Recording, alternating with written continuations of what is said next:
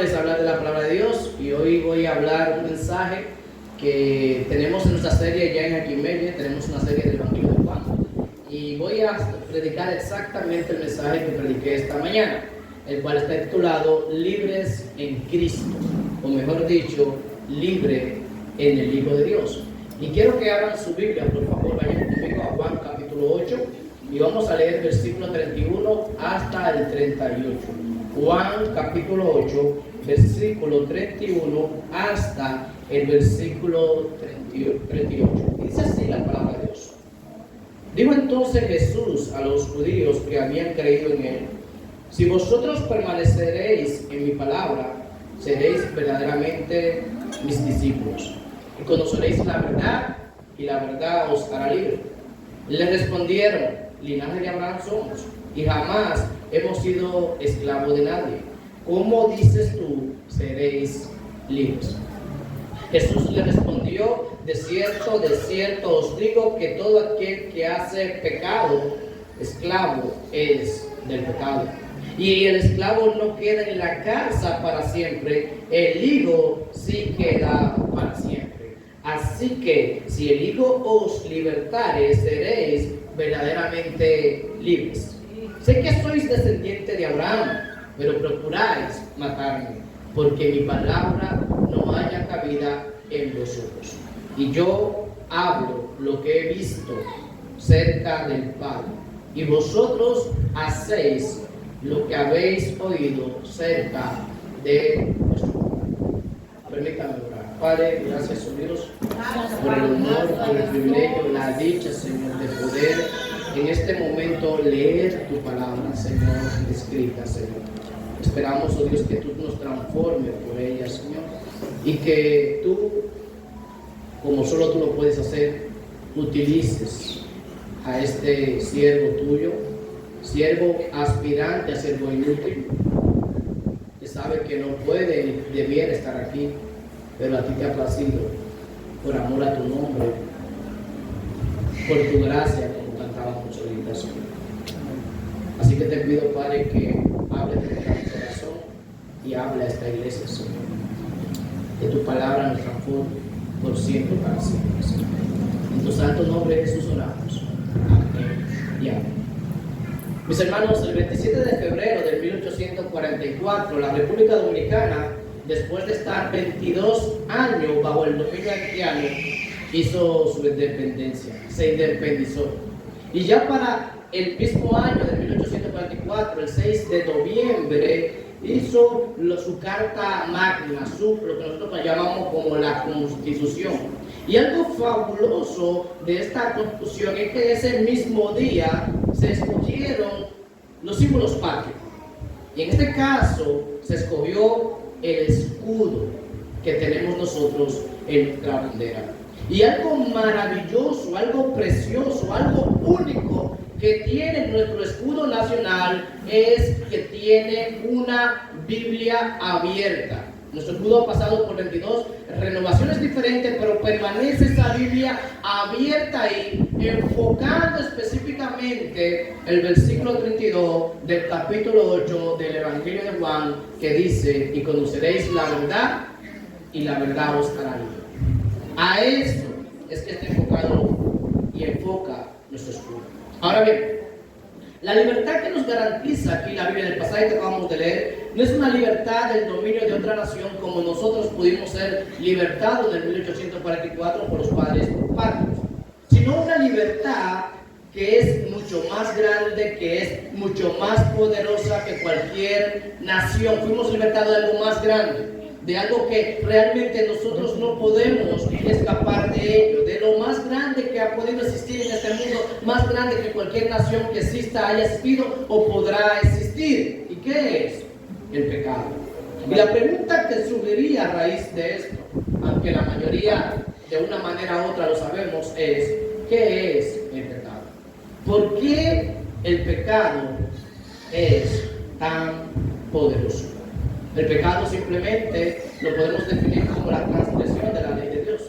Es decir, infringir la ley dada por Dios, por ese Dios santo, justo, creador y todos sus demás atributos. Un teólogo llamado Wayne Grudem, define el pecado, y cito, como el no conformarnos a la ley moral de Dios en acciones, actitudes o naturaleza. Y fíjense que él dice acciones, es decir, lo que nosotros hacemos, como nosotros nos comportamos, como el caso de como robar, como mentir, como matar, adulterar, entre otros. Pero además él menciona la palabra actitudes. Él habla de nuestras actitudes, la cual siempre, mis hermanos, van en contra de la actitud santa de nuestro Dios santo. No coinciden con ellos. Por ejemplo, si seguimos los mandamientos, hay un mandamiento que dice: no codicie, no desee en tu corazón la casa de tu prójimo, ni el vehículo de tu prójimo, ni tu esposo, ni la esposa de tu prójimo, si eres mujer, ni el esposo de tu prójimo. En fin, no desee nada de los bienes del otro. Pero si se fijan, esto es una acción del corazón. Es algo que nadie puede ver excepto el Señor. Es un deseo nuestro. No es una acción, pero el punto es que nuestros deseos constantemente son pecaminosos. Siempre es buscar hacer el mal, no hacer las cosas conforme la voluntad de nuestro Dios. Nosotros, los seres humanos, pecamos por acción, lo que hacemos, pecamos por omisión, lo que tenemos que hacer que no hacemos, pero además pecamos por nuestros deseos y sentimientos pecaminosos. No obstante esto, nosotros hemos heredado lo que conocemos y se ha mencionado como el pecado original, el pecado cometido por Adán, que en realidad lo que demuestra es nuestra propia naturaleza, lo que haría cualquier ser humano en la misma situación que Adán y Eva, a pesar de ser inocentes. Yo, mis hermanos, literalmente le doy gracias a Dios que fue Adán que estuvo en el Edén y no fue Ismael que estuvo ahí.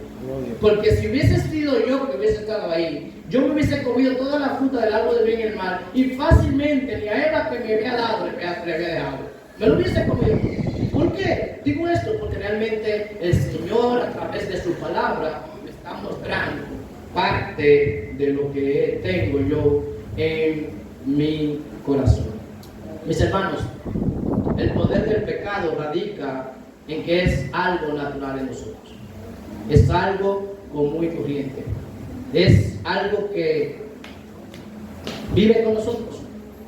Es algo de la raza humana, el desobedecer, de hacer lo que nosotros querramos cuando nosotros querramos, sin importar que sea contraria a la ley santa y perfecta de Dios. Pecar es algo que el ser humano no tiene que esforzarse para hacer, solo lo hacemos. Pecamos porque somos pecadores.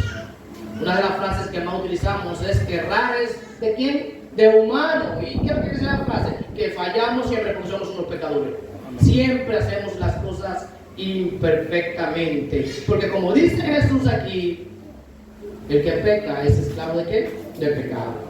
Nuestros deseos son de continuo al mal. No obstante, cualquier cosa que nosotros tratemos de hacer bien para la gloria de Dios, por medio de nuestro esfuerzo, por medio de nuestro comportamiento, cualquier cosa no es agradable a Dios, porque ya está manchado o con un pecado que hemos hecho en el pasado, pero también con el pecado original, el cual hemos heredado.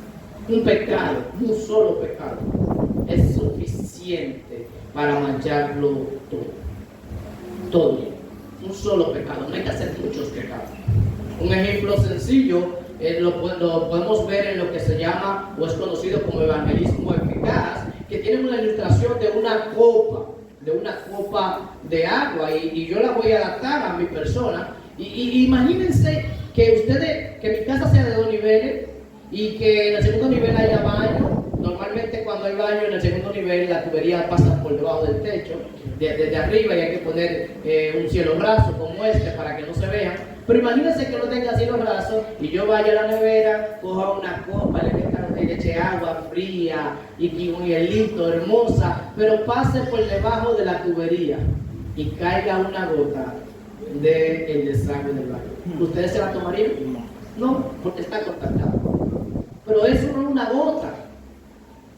No son todas las gotas. Pero el punto es que una gota, un pecado, contamina todo el espacio. Y lo más peor, lo más grave del pecado no es simplemente que nosotros pecamos, es contra quien nosotros pecamos. Es contra quien nosotros transgredimos la ley. Es contra ese Dios eternamente santo y glorioso. Una transgresión tiene más peso, depende contra quién la hacemos. Por ejemplo, yo en mi capacidad pecadora salgo a la calle, le doy una bofetada, una galleta, otro pongo a un indigente y posiblemente no me pase nada, porque ese no tiene familia, no tiene nadie.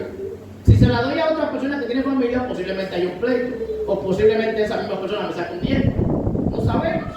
Pero si se le doy la bofetada a un policía, por lo menos el que sea par de horas paso en la cárcel. Pero ¿y si se la doy esa misma bofetada al presidente de la República? El punto es que podamos ver que el problema del pecado no es solo el pecado, sino contra quién nosotros pecamos. Nosotros pecamos primero contra Dios, contra los demás y contra nosotros mismos. Y una evidencia clara, una evidencia plausible del poder de pecados entre tú y yo, ¿saben cuál es? Que pecamos. Es una evidencia clara, nosotros pecamos y no podemos liberarnos del poder del pecado por más esfuerzo que nosotros hagamos. Ningún ser humano puede hacer eso. Y en nuestro pasaje de hoy, el Señor nos enseña que de la esclavitud del pecado, del dominio y el poder del mismo, de ese pecado, es que nosotros somos liberados por él. Ahora, ¿cómo es que somos liberados?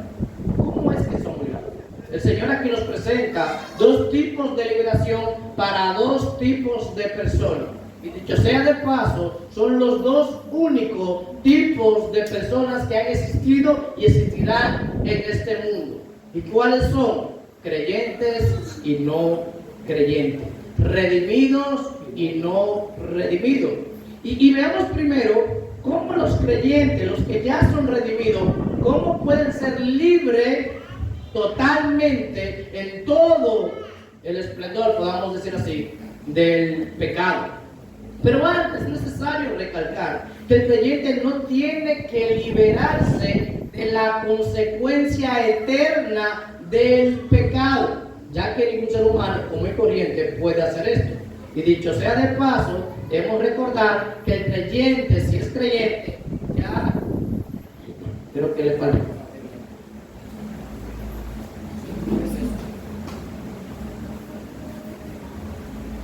Que el creyente, si es creyente verdadero, batería, sí, el creyente es creyente.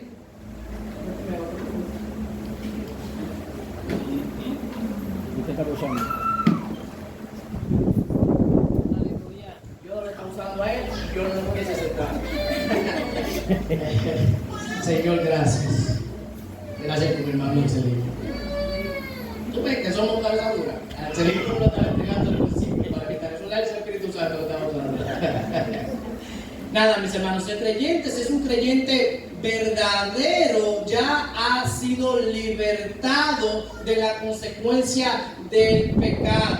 Y no ha sido por nuestro comportamiento, no ha sido por nuestro esfuerzo, sino más bien porque el Hijo de Dios, Cristo Jesús, nos liberó. Pero resulta, y viene el caso, que a pesar de que ya somos liberados de la esclavitud del pecado y de la consecuencia del pecado, aún seguimos pecando. Los creyentes seguimos transgrediendo la ley santa y pura de Dios. Pero con la gran diferencia que los creyentes pecamos, no porque somos esclavos del pecado, sino más bien porque de una manera u otra decidimos pecar o dejarnos abrumar con el pecado que nos está tentando. Esa es la razón por la que Jesús en la primera parte de nuestro pasaje de hoy se dirige específicamente a esos que ya son libres de la esclavitud y de la consecuencia del pecado. Es decir, que Jesús se dirige ¿a quién? A creyentes. A creyentes.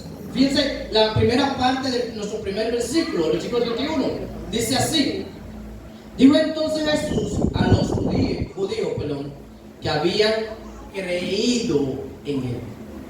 A los judíos que habían creído. Es decir, que Jesús está dirigiendo a esos que habían creído que Jesús es el Hijo de Dios, el Hijo del Dios viviente, el Cristo, que habían entendido y creído que Jesús es el yo soy. Jesús no se está dirigiendo a gente común y corriente, se está dirigiendo a personas como tú y como yo. A personas que han creído que Él, como Dios, tabernaculó en el mundo. La palabra tabernaculó quiere decir que Él hizo un tabernáculo para morar, para vivir en el mundo, en un cuerpo, para que en ese cuerpo hacer un sacrificio y salvar a cada uno de los que el Padre escogió en la eternidad pasada. Y a estos creyentes, el Señor le dice, si tú eres creyente, el Señor te dice esto: si vosotros permanecéis en mi palabra, seréis verdaderamente mis discípulos. Si ustedes, creyentes en mí, permanecen en mi palabra, realmente serán mis discípulos. Y esto, mis hermanos, es sumamente importante que lo veamos, porque de una manera u otra, o de una manera indirecta, el Señor está diciendo que prácticamente no todo el mundo es creyente. El hecho de que yo diga que soy creyente no me hace un creyente. El hecho de que tú digas que eres un creyente no te hace un creyente. El Señor está hablando a creyentes que van a demostrar que son ¿qué? Discípulos. De una manera u otra, el Señor está diciendo que el creyente tiene evidencia. Hay cosas que demuestran en ti y en mí, si somos creyentes, que somos creyentes. No simplemente que lo digamos. Un verdadero seguidor de Cristo tiene evidencias visibles, plausibles, que demuestran que verdaderamente es un discípulo, un seguidor de Jesucristo. Y aquí el Señor nos deja ver bien claro que una de las evidencias de un discípulo de Él es que permanece en su palabra. Este Evangelio, Juan, tiene más evidencia más adelante en los capítulos que siguen y por ejemplo tiene la evidencia de que permanece en Cristo, pero ahora él está enfocado en la permanencia en la palabra revelada de Dios, en las Escrituras. Y la pregunta sería, ¿qué es permanecer en la palabra de Dios? ¿Qué es permanecer en la palabra? Y la respuesta, mis hermanos, más sencilla es vivir la palabra. Es vivir conforme lo que dice la palabra. O mejor dicho, vivir como la palabra nos dice que tenemos que vivir. No como yo creo, no como tú crees, no como lo imaginamos, no como soñamos, no como nos dice otros que tenemos que vivir, aunque un sentido humano sea bueno, sea algo, un buen ejemplo, un buen consejo. No es eso, aunque sea alentador. Es vivir como Dios nos dice en su palabra, nos guste o no nos guste. Y mis hermanos, la mayoría de veces, no lo digo por ustedes, lo digo por mí, la mayoría de veces no nos gusta vivir como Jesús nos dice en su palabra. La mayoría de veces. La mayoría de veces nosotros queremos hacer las cosas como nosotros querramos. Ni queremos leer la Biblia porque no queremos hacer lo que dice la Biblia. ¿Y cuál es la razón? Que nosotros tenemos todavía una mente pecaminosa. Los que vivimos en este mundo, en este cuerpo de carne, todavía seguimos pecando porque nuestra mente sigue siendo mundana. Esa es la razón por la que el Señor utiliza al apóstol Pablo y dice en Romanos capítulo 12, versículo 2, no conforméis a este siglo. La palabra siglo es aión, espacio de tiempo. No te conformes a este mundo, no te adaptes a este mundo, sino que transformado por medio de la renovación de vuestro entendimiento. En pocas palabras, cambia tu manera de pensar, ¿Para qué? Para que pueda comprobar que la voluntad de Dios es buena, agradable y perfecta. Y aquí, mis hermanos, está la clave. Aquí está la clave para poder llegar a permanecer en la palabra. Porque la única manera como un creyente verdadero que empieza a seguir a Cristo va a transformar su mente mundana es como ingiriendo de la palabra de Dios. No hay otra manera. Mientras más comemos, mientras más introducimos constantemente a nuestra mente la palabra revelada de Dios, nosotros empezamos a permanecer y a vivir en esa palabra. Y lo voy a repetir. Mientras más lees, mientras más escucha, mientras más analiza, mientras más medita, mientras más hace esto, más tu mente se va transformando. Llegando esto a llevarnos a vivir conforme la voluntad perfecta de Dios. A tal punto que los demás y nosotros podremos testificar que verdaderamente somos discípulos de Jesucristo. Qué fabuloso sería que yo, que tú, llegue a decir como el salmista en el Salmo 119, versículo 27, oh, cuánto amo, cuánto adoro, cuánto yo amo tu ley. Todo el día es ella mi meditación. Imagínate que tú puedas decirle al Señor, Señor, cuánto yo amo tu palabra revelada. Ella es todo lo que yo necesito y todo el día yo la medito. Y entiende, mi hermano, mi hermana, que estás aquí. Esto no tiene que ser algo que nos imaginemos solamente. Esto es parte de la meta que debemos tener cada uno de nosotros. Como creyente, tú tienes que ponerte la meta de llegar a amar la palabra de Dios a tal punto que ella todo el día sea tu meditación. Esa es la resolución que hizo el sacerdote Esdras, que dicho sea de paso, algunos estudiosos dicen que el sacerdote Esdras fue quien escribió el Salmo 119, pero él tomó una resolución y le está en el capítulo 7, versículo 10, y voy a leer en la Nueva Biblia de las Américas, dice así: Esdras había dedicado su corazón a estudiar la ley del Señor y a practicarla y a enseñar sus estatutos y ordenanza en Israel. Él había hecho una resolución de hacer tres cosas: estudiar constantemente la palabra de Dios, aplicarla a su vida, vivirla, para después enseñarla. ¿Y para qué? Para poder permanecer en la palabra de Dios. Y en nuestro pasaje donde el Señor se dirige a nosotros, los creyentes, nos dice: si permanecéis en su palabra, nos dice, seremos verdaderamente sus discípulos. Pero además, no solo nos dice esto, nos da un beneficio extra, un beneficio mucho mayor. Por eso que dice el versículo 32: y conoceréis la verdad, y la verdad, ¿qué va a hacer? Nos hará libres. Volviendo al Salmo 119, pero esta vez al versículo 105, dice: lámpara a mi pie es tu palabra y lumbrera mi camino.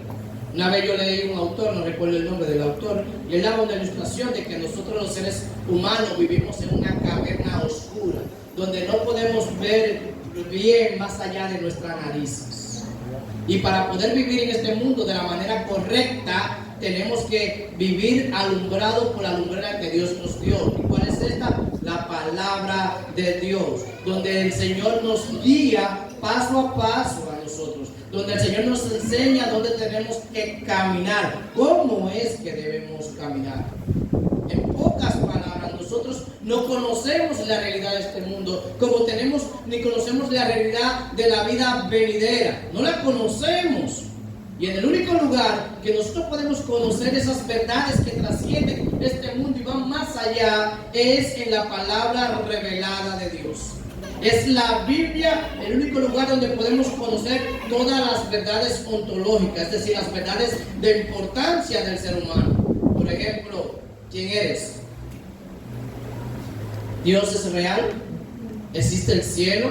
¿Existe el infierno? ¿Hay vida después de la muerte? Es solo la Biblia que nos dice esto. Y otro ejemplo más claro, es solo la Biblia que nos habla de la salvación que Dios vino al mundo a comprar para nosotros.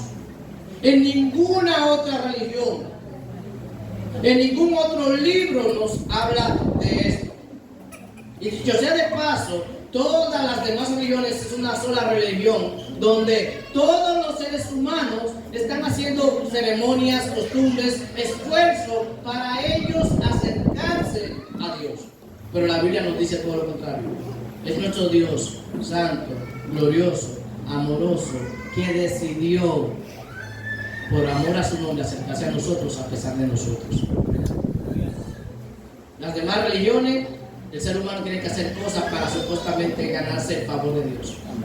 La Biblia nos enseña, el cristianismo, que es Dios, que se acerca a nosotros para Él regalarnos su amor y su favor a nosotros.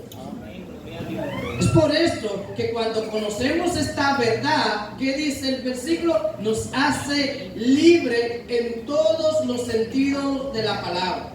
Es verdad que el Señor está hablando a creyentes que ya son libres de la consecuencia del pecado, esa esclavitud de la cual Él nos liberó. Pero solo es la Biblia que nos habla de esa misma liberación. No obstante, en esta misma palabra, el Señor nos enseña cómo nosotros nos liberamos de nuestra propia lógica, de nuestros propios valores, de nuestra propia supuesta moralidad. Por ejemplo, existen muchísimas iglesias que practican muchas prácticas antibíblicas, no bíblicas. ¿Y por qué hacen esto?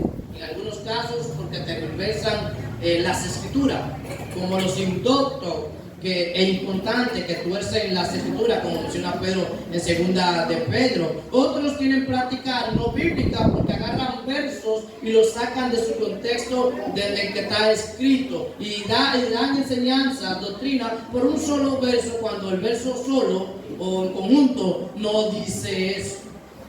Pero la mayoría de los creyentes que hacen práctica no bíblica es porque no conocen la palabra de Dios. Es por falta de conocimiento de la palabra de Dios. Es por eso que el Señor dice: mi pueblo perece porque por falta de conocimiento. Él no está diciendo lo del mundo. Mi pueblo, los míos, lo que yo salvé, lo que yo compré con mi sangre, se están alejando de mí. ¿Y por qué? Porque no me están conociendo, le falta conocimiento. Un conocimiento que solo puede adquirirse por un estudio constante, lógico y sistemático de la palabra de Dios, haciendo uso de las reglas de hermenéutica para no alegorizar o para no quitarle poder a las escrituras. Es por esto que debe ser un estudio donde nosotros debemos respetar la gramática en la cual están nuestras versiones bíblicas, pero también la gramática, si es posible, de los escritos en el idioma original, sea tanto hebreo, arameo o griego koiné, pero además un estudio donde utilicemos como base el contexto histórico-cultural de la época cuando se escribieron los originales. ¿Esto qué va a hacer? Nos va a ayudar a liberarnos de un sinnúmero de malas enseñanzas, pero además a liberarnos de eso que nos roba el gozo, que nos roba el hedonismo cristiano, mis hermanos. Es penoso ver creyentes haciendo y diciendo cosas que el Señor no dice en su palabra. A mí me duele cuando un creyente dice una cosa que el Señor no lo dice en su palabra. Pero también es penoso para mí ver a creyentes que viven una vida sin gozo. Cuando el Señor promete y dice que Él vino a darnos vida, y dárnosla como en abundancia. Es penoso ver creyente con la cara como un machete. Para mí esto me duele. Sí. Y si te encuentras con una persona, un creyente que tiene la cara como un machete, yo tenía la cara como un machete hoy, y ayer, por el brazo, porque te dice la niña: ¿qué tú tienes, mi pai? ¿Qué tú tienes? Yo no tengo nada, está como pillado, que me duele el brazo. Pero es penoso ver creyente con la cara como un machete. Si lo miras, te cuenta con uno, mira, aunque sea un ojo te pica. Aunque sea un ojo, te hacen eso. Una vez yo estaba en casa de una tía, que se llama Nelly, y su esposa Aviñón. Y allá había unos cuantos personas de Jaquimella, allá en Santo Domingo, en San Isidro específicamente. Yo era un nuevo creyente, yo no tenía mucho tiempo en el Evangelio. Y allá estábamos tranquilos, sanamente, yo me estaba gozando sanamente. Cuando una de las personas, una mujer que estaba ahí, me dice a mí: tú no eres cristiano. Y yo le pregunto, ¿y por qué yo no soy cristiano? Porque tú dices, es que tú te ríes demasiado. Es que tú te ríes demasiado. Y los cristianos son serios, los cristianos no se ríen tanto. Ella no entendía que la razón de mi alegría es que ya yo había, que yo había conocido, que yo sabía las verdades básicas del Evangelio, donde es mi Señor Jesucristo, que vino y me salvó y me dio un regalo que yo no merezco. Amén. Ella no entendía eso. Gloria a Dios. Y eso me da alegría, saber que ya yo no voy a sufrir la condena que yo debo sufrir. Gloria. Y que debí sufrir. Porque mi Señor me salvó. Amén. Me salvó. Como te salvó a ti. Me liberó de la atadura de la amargura. Y siento gozo, siento alegría sin tener que utilizar ninguna cosa que supuestamente me haga sentir bien o me haga sentir en tono o en la onda. Siento gozo y alegría a pesar de que muchas veces nosotros los creyentes tenemos muchísimos problemas en este mundo. Muchísimas enfermedades como de este hombre. El mismo Señor dijo que en el mundo tendremos que aflicciones, una promesa de Cristo. Y queremos la promesa de nuestro Señor. Pero ¿saben qué? Ninguna aflicción tiene el poder de quitarnos el gozo de conocer las verdades bíblicas, las verdades donde es Dios que ha hecho todo para regalarnos de su amor a nosotros. Amén. Cuando conocemos esto, todo cambia. Al decir aquí Jesús, si vosotros permanecéis en mi palabra, seréis verdaderamente mis discípulos y conoceréis la verdad, y la verdad os hará libre. Esto también produjo una reacción inmediata de esos que parecen creyentes, pero en realidad no son. Lo cual, mis hermanos, es una reacción normal entre los que no son o los que no hacen. Es como cuando tú le llamas la atención a un grupo de personas por algo. Yo no sé si se han dado cuenta que siempre hay uno que sale y se queja. Y casi siempre ese que sale y se queja no tiene nada que ver con eso, ni hace nada ahí. Es de esos hermanos o personas, perdón, que siempre están, que son sabios en su propia opinión y siempre están buscándole la quita para cargar. En este caso, fue un grupo de judíos del Señor que reaccionaron porque ellos pensaban que eran libres por su nacionalidad. Ellos pensaban que por el hecho de ser israelitas, judíos, eran libres de la esclavitud del pecado. Y Jesús le dice, no, ustedes son esclavos. Ustedes no son libres. Y yo quiero que le prestemos mucha atención a esto, porque hoy en día, como dije, hay muchos judíos, existen muchos judíos, muchísimos israelitas que piensan que son salvos por la nacionalidad de israelita. Muchos creen que por ser descendientes de israelitas son salvos. Como pasa a veces en nuestras iglesias, hay muchos jóvenes y ya adultos que piensan que son creyentes porque sus padres desde pequeñitos lo llevaron a la iglesia. Eso pasa. Y tú le preguntas, ¿cuándo tú conociste a Cristo? Y te dicen, no, yo de que nací soy cristiano. Eso no es cierto. Eso no es bíblico. Todo cristiano tuvo un encuentro con Cristo, el Señor hizo un llamado. Todo cristiano tuvo un momento de arrepentimiento, fe en las verdades del Evangelio. Y aquí el Señor dice, el hecho de ser descendientes de Abraham, a ustedes no lo hace hijos de Dios. Como el hecho de que nosotros o algunos tengamos hijos que nacieron en la iglesia no lo hace creyente, no lo hace cristiano, no lo hace hijo de Dios. Y dice el versículo 33 de nuestro pasaje, le respondieron ellos, linaje de Abraham somos y jamás hemos sido esclavos de nadie. ¿Cómo dices tú seréis libres? Ellos pensaban que por ser descendiente humano de Abraham, no de la descendiente espiritual de Abraham, por el hijo de la promesa que apunta específicamente a Cristo, sino en el sentido humano, ellos pensaban que por eso ellos eran libres, que no tenían problemas de esclavitud. Por el hecho de nacer en la nación de Israel, ellos pensaban esto mismo. Y el Señor quiere enseñarle a ellos que no es por nacer en una nación, porque el creyente tiene que nacer del Espíritu, del agua del Espíritu, dice el Señor a través en el Evangelio de Juan. Es un nacimiento espiritual, no un nacimiento de sangre ni carne, no es un nacimiento humano. Y para que entendamos esto mejor, yo quiero que vayamos a Romanos, por favor. Vamos solo a leer, el tiempo no me daría para mencionar lo que dice ahí en Romanos capítulo 9. Y leamos los primeros 8 versículos primero. Dice el Señor a través del apóstol Pablo: verdad digo en Cristo, no miento, y mi conciencia me da testimonio en el Espíritu, que tengo gran tristeza y continuo dolor en mi corazón, porque deseara yo mismo ser anatema, maldición, separado de Cristo por amor a mis hermanos, los que son mis parientes según la carne, que son israelitas, de los cuales son la adopción, la gloria, el pacto, la promulgación de la ley, el culto y las promesas, de quien son los patriarcas, y de los cuales según la carne vino Cristo, el cual es Dios sobre todas las cosas, bendito por los siglos. Amén. No que la palabra de Dios haya fallado, porque no todos los que descendientes de Israel son ¿qué? Son israelitas, ni por ser descendientes de Abraham son todos hijos, sino ¿en quién? En Isaac te será llamada descendencia. Esto es, no los que son hijos según la carne son los hijos de Dios, sino los que son hijos según la promesa son contados como descendientes. Miren, esto es fabuloso.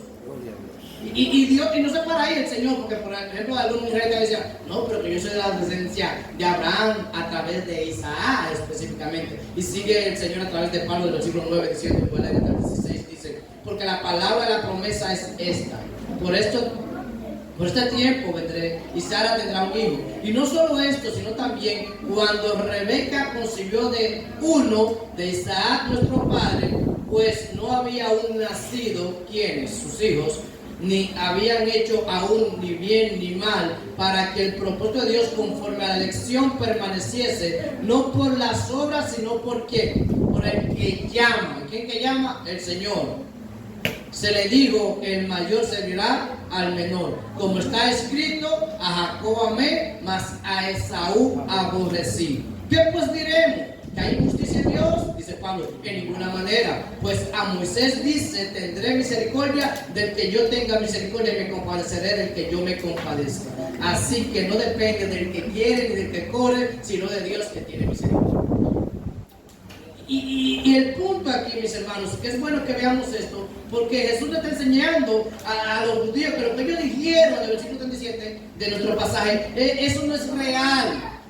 Eso no es real. Por el hecho de nacer físicamente de Abraham, ellos no son ni eran hijos de Dios. Es por eso que en el versículo 37 de nuestro pasaje, Jesús les dice a ellos, sé que sois descendientes de Abraham, pero ¿qué hacen? Procuran, están buscando la manera de matarme. ¿Por qué? Porque mi palabra no haya cabida en usted. Y continúa en el versículo 38. Yo hablo lo que he visto cerca de quién? Del Padre. Y Jesús dice, vosotros hacéis lo que habéis oído cerca de quién? De su Padre. ¿Y cuál era su Padre? Satanás, el padre de la mentira. Le está enfocando Cristo aquí. Además, en el sentido humano, tampoco ellos eran libres, porque si vemos la historia, Israel estaba bajo el imperio romano. Es decir, que todo lo que ellos estaban diciendo y pensaban estaba mal. Pero el Señor, para que vean que ellos sí eran unos esclavos, les dice en los versículos antes, específicamente en el versículo 34, dice, Jesús le respondió, de cierto, sí, de verdad, verdad, o amén, amén, les digo que todo aquel que hace pecado, ¿qué pasa? Esclavo, ¿qué? Es del pecado. Aquí no es simplemente que todo el que peca es el esclavo del pecado, mis hermanos, así que no se asusten. No es simplemente todo el que peca es esclavo del pecado, porque ¿saben qué? Ahí caemos todos si fuera así.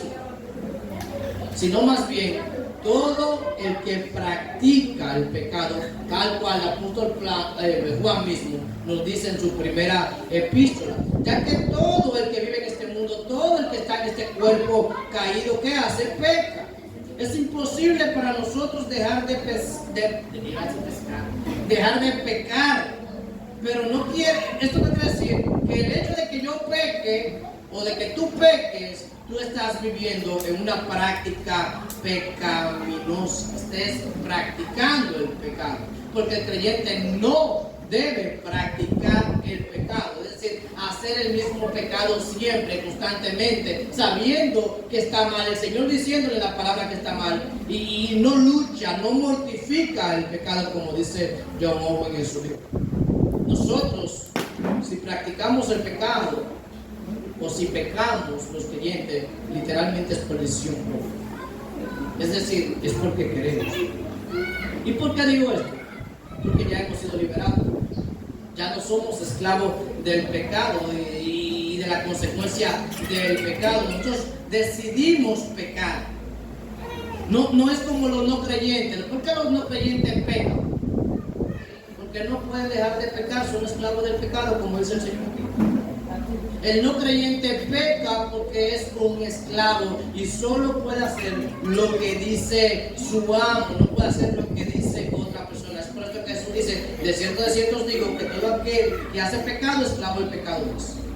Esto nos deja ver que una evidencia clara de un no creyente es su pecado, el cual lo hace constantemente, el cual practica siempre. Y por más que tú le digas que está mal, él o ella no lo van a entender y se van a justificar en frases como eso es una vez al año, eso es nada más los fines de semana, o eso es lo que hace todo el mundo, eso no es nada, o no soy el primero, no soy el último. Se escudan en frases como esta. Es como cuando, yo no sé si a usted le ha pasado esto, pero a mí me ha pasado, me aparece un borracho que está literalmente muerto de un humo y empieza a hablarme de Dios. Un borracho que empieza a hablarme de Dios, yo me quedo, oh Dios. O como un ladrón que ora a Dios antes de ir a robar. O como una persona que juega número y empieza a pedirle a Dios, Dios, dame un palecito. ¿Y para qué está pidiendo el palecito? ¿Para beber o para parandear o para tener relaciones sexuales con una persona que no es su cónyuge, que no es su esposa ni su esposo? Y esto lo hace porque es esclavo del pecado y piensa en su mente que está bien. ¿No saben qué hacíamos nosotros? Hasta que el Espíritu Santo nos convenció de nuestros pecados. Y ahora en Cristo podemos mortificar, luchar contra ese pecado que constantemente nos asedia a nosotros. Ahora, también Jesús nos enseña que la única manera de alguien que es esclavo del pecado sea libre del pecado es siendo como libertado. ¿Por quién? Por él mismo. Y dice aquí, así que si el Hijo os libertare, seréis que verdaderamente como libres. En pocas palabras, el único que tiene poder para libertar a alguien de la esclavitud del pecado es el Hijo de Dios. Amén. Más nadie tiene poder para liberar a alguien del pecado. Ahora bien, lo sorprendente y maravilloso del caso no es que el Señor nos dice que Él es el único que puede liberarnos y es quien nos libera de la consecuencia del pecado y la esclavitud del mismo, sino que además nos dice de una manera categórica, que, y voy a leer lo que dice literalmente, si el Hijo os libertare, seréis verdaderamente libres. Es decir, que la libertad que el Hijo nos otorga, nos da, no es una libertad efímera, es decir, no es una libertad por un tiempo, no es una libertad que alguien puede perder porque peque, no es una libertad que depende de nosotros, sino más bien depende exclusivamente de que Él nos liberó. Como Él nos liberó, seremos verdaderamente libres por siempre y para siempre. Hay personas que batallan constantemente por salvarse, luchan para salvarse, hacen cosas para mantener su salvación. Yo sé que esto no es bíblico, pero yo en un sentido lo entiendo por qué ellos hacen esto. Ellos hacen eso y luchan por su salvación porque ellos saben en su interior que no son salvos. Ellos no dependen del Hijo de Dios que nos libera. Ellos dependen de su propia fuerza, de su propio sacrificio, no del sacrificio perfecto del Hijo que es Cristo Jesús, el cual dice aquí que si Él nos liberta, seremos como verdaderamente libres. No tenemos que hacer más nada. Es solo el Hijo de Dios quien otorga la libertad a quien Él quiere otorgar. El apóstol Juan no solo nos dice esto en este capítulo, enseñando lo que Jesús hace. Por ejemplo, en el capítulo 5, versículo 11, Él dice: porque como el Padre levanta a los muertos y le da vida, así también el Hijo a los que quieren la vida. Y más adelante, en el capítulo 6, versículo 23, dice: porque el pan de Dios es aquel que descendió del cielo. Entonces, Él mismo. Y da vida al mundo. Y si vamos a la oración sacerdotal, en el capítulo 17, dice en el versículo 2, Jesús hablando del mismo: como le has dado potestad sobre toda carne, para que dé vida eterna a todo lo que me diste, le dice Jesús. El punto, lo que yo quiero que veamos, es que el único que puede dar vida, el único que puede dar libertad del esclavitud del pecado, es el Hijo. Es el unigénito del Padre, es Jesucristo. Mis hermanos, mis amigos que están aquí, nunca debemos olvidar que la salvación de principio al fin es del Señor. La salvación no es nuestra.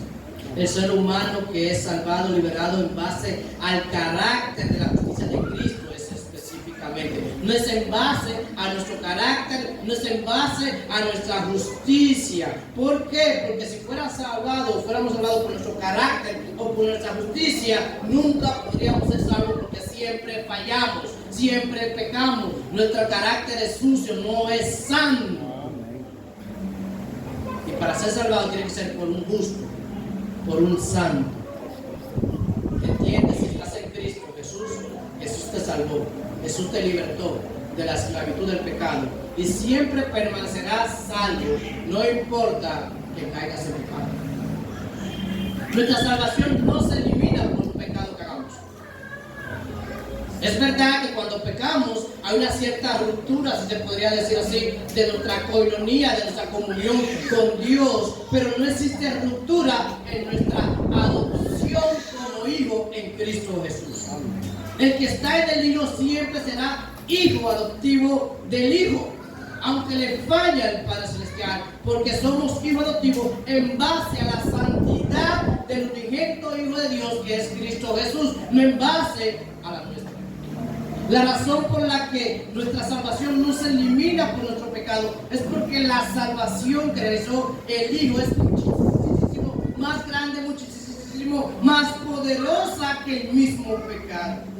Es verdad que el pecado es poderoso, tan poderoso que nosotros siendo redimidos, nosotros siendo libertados, pecamos. Pero también es verdad que el sacrificio de Cristo, su encarnación, su vida perfecta, su crucifixión y resurrección es muchísimo más poderoso que todo el pecado que el mundo entero ha hecho. No existe un solo pecado en que la sangre de Cristo no limpie, no purifique, no salve. No existe. Es más poderosa la obra del Hijo. Por eso dice Cristo: al que el Hijo libertare será verdaderamente libre. ¿Y por cuánto? Por siempre y para siempre. Ahora bien, el hecho de que estemos en Cristo, mis hermanos, a nosotros no nos da licencia para pecar, o peor aún, para practicar el pecado, como mencionamos anteriormente.